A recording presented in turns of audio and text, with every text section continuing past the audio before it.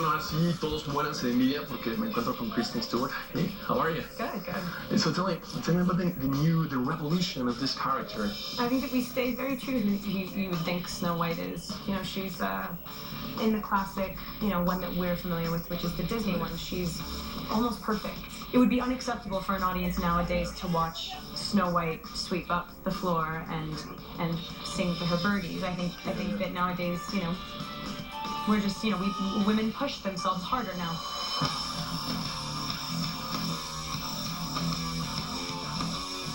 Bueno, aquí me encuentro con un personaje más de la película. Sam, how are you? Muy bien. ¿Todo bien? Practicing your Spanish or what? Gracias. Yeah, it's pretty poor, I'm sorry to say. Nah, don't worry about it. Like, I'm used to it. Tell me about the character. Prince William, he sort of spent 10 years believing that Snow White is dead, and kind of needs to help his people survive, so sort of fighting for what he believes in, and you know, it's getting his hands dirty, and then finds out she's alive, and then does everything in his power to find her. So. Do you think like there's a big revolution of remakes and new movies from legendary movies? Do you think like this one is kind of a more version for adults or not as much as for children?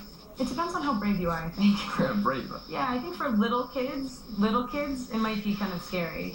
It is for a more modern audience. I think it is definitely more. You wanna stand up and fight for her cause rather than going like, yeah, great, she's perfect. Destiny led her to, you know, the perfect place. Destiny always feels like it's gonna fail. Destiny always feels like it's gonna drop you on your ass. She is destined to end the darkness. And now this new version, what do you think like for future generations? Which story will remain, like the classic one, the Disney one, or this new one, like a whole revolution of it?